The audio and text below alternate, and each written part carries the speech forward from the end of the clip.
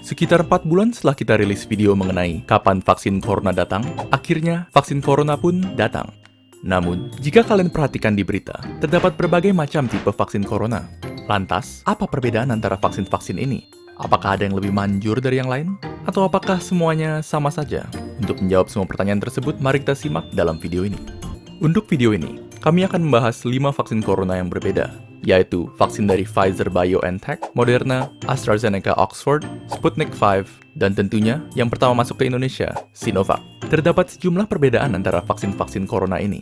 Perbedaan terbesar di antaranya adalah perbedaan berdasarkan cara kerjanya. Maka, untuk video ini, perbedaan itulah yang akan kita bahas. Namun, sebelum membahas perbedaan cara kerja vaksin, ada baiknya kita memahami terlebih dahulu bagaimana sebenarnya tubuh manusia melawan virus dan menciptakan kekebalan. Ketika virus atau apapun yang bersifat asing memasuki tubuh manusia, sistem imun kita akan menyerangnya. Namun, proses sistem imun menghabisi virus memerlukan waktu yang lama. Karena, untuk mengalahkan infeksi, sistem imun kita harus mencari tahu cara untuk melawannya terlebih dahulu. Sementara proses ini berlanjut, virus akan terus menyebar dan berlipat ganda, dan tubuh yang terinfeksi akan jatuh sakit. Akhirnya, setelah sistem imun tubuh berhasil menghabisi virus, dia akan terus mengingat cara untuk melawannya. Sehingga, jika virus yang sama datang lagi, tubuh kita sudah siap menghadapinya.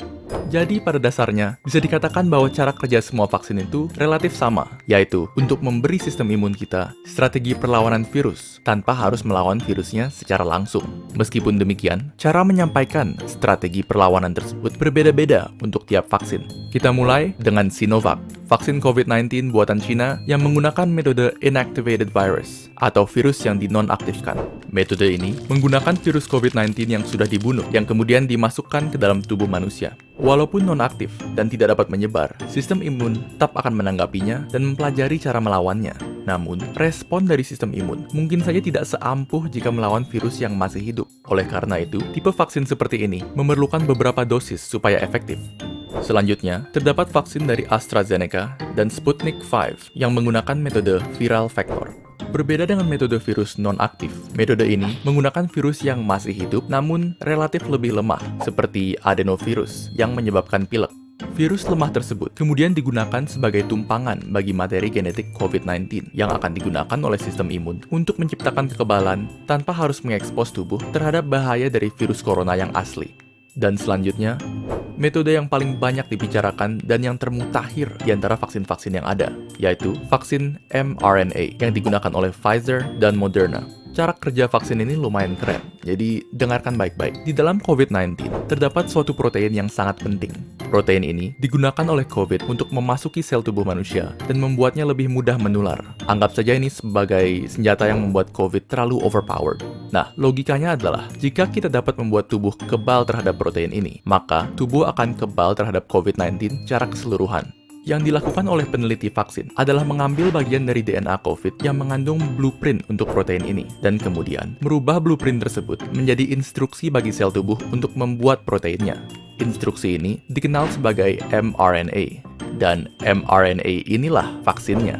Lalu, mengapa kita ingin sel tubuh membuat protein ini? Bukannya itu berbahaya? Tidak sama sekali. mRNA ini aman karena hanya mengandung instruksi untuk membuat protein itu saja dan tidak mengandung virus corona sepenuhnya. Jadi bisa dianggap seperti senjata tanpa tuan. Setelah mRNA masuk ke dalam tubuh, sel tubuh akan memulai membuat protein ini yang kemudian akan ditanggapi oleh sistem imun. Setelah sistem imun berhasil menghancurkan protein ini, dia akan tetap ingat cara melawannya sehingga membuat dirimu kebal terhadap COVID-19. Pada akhirnya, video ini bukan bertujuan untuk membujuk Anda memilih salah satu vaksin. Karena bagi kebanyakan orang, vaksin mana yang kita dapatkan sudah di luar kendali kita. Yang perlu kalian ketahui adalah vaksin yang kini disiapkan untuk penggunaan massal telah melalui tahapan pengujian intensif untuk menjaga keamanan dan keefektifannya. Dan fakta bahwa kita sudah bisa mendapatkan sekian banyak vaksin dalam waktu tercepat dalam sejarah manusia sudah merupakan sisi terang dalam tahun yang sangat kelam. Tentunya, semua ini dapat terjadi berkat beribu-ribu tenaga medis, saintis, serta peneliti yang bekerja non-stop sejak pandemi dimulai. Dan kini, sisanya di tangan kalian. Sekian untuk video kali ini. Jika kalian dapat memilih vaksin merek apa yang kalian gunakan, tulis pilihan kalian serta alasannya di kolom komentar di bawah kami. Jika ada topik yang kalian ingin kami bahas, kalian bisa tulis itu juga di kolom komentar. Terima kasih telah menonton, dan sampai jumpa di video berikutnya.